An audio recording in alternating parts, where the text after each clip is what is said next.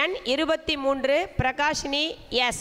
சபையில் கூடியிருக்கும் அனைவருக்கும் என்னுடைய பணிவான வணக்கத்தை தெரிவித்துக் கொள்கிறேன். நான் சி. பிரகாஷினி. நான் இன்று பேச எடுத்துக்கொண்ட தலைப்பு சாதனை படைக்க தேவை தன்னம்பிக்கையா அல்லது விடாமுயற்சியா? பொதுவாக நாம் ஒரு செயலை தொடங்குவதற்கு நினைப்போம், ஆனால் முயற்சி செய்யாமலேயே மனதை தளர விடுவோம். விடாமுயற்சி விஸ்வரூப வெற்றி என்பார்கள். முயற்சியின்றி வாழ்பவன் வெற்றியை அடைய முடியாது. என்னால் முடியாது என்று சொல்கிறவர்களுக்கு வாழ்க்கை இருட்டாகத்தான் இருக்கும். அதே முயற்சித்தால் வாழ்க்கையின் உயரத்தை அடையலாம். எந்த ஒரு செயலையும் ஒரு முறை செய்துவிட்டு வெற்றி கிடைக்கவில்லை என்பதற்காக அப்படியே விட்டுவிடக்கூடாது.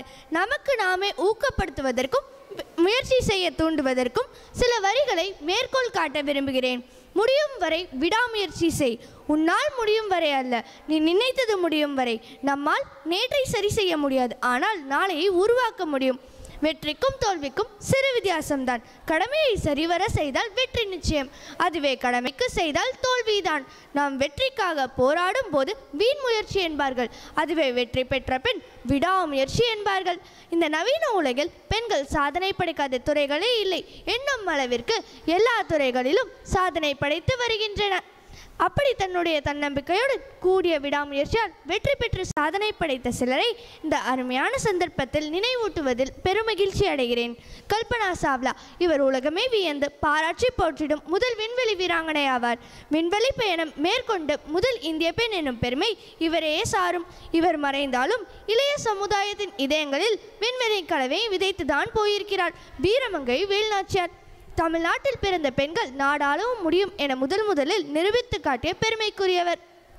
அவருடைய தன்னம்பிக்கையால் வாழ்வீச்சு, அம்பு விடுதல், ஈட்டி எறிதல், குதிரை ஏற்றம், யானை ஏற்றம் என்ற எல்லா போர்க்கலைகளையும் கற்று தேர்ந்தவராவார்.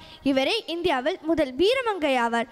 அவருடைய விடாமுயற்சியால் தனது மண்ணை பறிக்க முயன்றவர்களை வீழ்த்தி வீரமங்கையாக திகழ்ந்தார். அவருடைய ஆட்சி காலம் வீரத்தின் காலமாக இருந்தது என்றால் அது மிக அல்ல. சந்திரிமா சாஹா. இந்திய தேசிய அறிவியல் கழகத்தின் முதல் பெண் தலைவர் ஆவார். இவர் செல் உயிரியலில் நிபுணத்துவம் பெற்றவர். காலா அசார் தாக்கக்கூடிய லட்சுமியா எனும் தொற்று நோய் குறித்து தீவிரமாக ஆய்வுகள் மேற்கொண்டுள்ளார். 80க்கும் அதிகமான ஆய்வுக் கட்டுரைகளை எழுதியுள்ளார். அது மட்டுமின்றி புகழ்பெற்ற பெரிய நிறுவனங்களில் உயர் பதவி வகித்து புதிய திட்டங்களை செயல்படுத்தி வாழ்வில் ஜெயிக்க வேண்டுமெனில் தன்னம்பிக்கை மற்றும் விடாமுயற்சி இவை இரண்டுமே இன்றைய காலகட்டத்தில் மிகவும் அவசியமானதாகும். தோல்விகள் பல அடையக்கூடும், அவமானங்களை சந்திக்க நேரிடலாம். இவற்றையெல்லாம் எது நீச்சல் போட்டு வெற்றி கொள்ள தன்னம்பிக்கை மிகவும் அவசியமானதாகும்.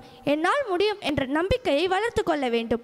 சோர்ந்து போகும் நேரங்களில் கடந்த கால வெற்றிகளை நினைவிற்கொள்ள வேண்டும். தாழ்வு மனப்பான்மையை எப்போதும் மனதில் எழவிடாமல் நீர்நிலை கருத்துக்களை மனதில் கொள்ள வேண்டும். பிரச்சனைகளுக்கு முகம் கொடுக்க முன் வர வேண்டும். அப்போதுதான் நாளடைவில் அதை எதிர்கொள்ள முடியும். மன்னிக்க கற்றுக்கொள்ள வேண்டும். இவை அனைத்தும் நம் தன்னம்பிக்கையை வளர்த்து கொள்வதற்கான வழிமுறைகளாகும்.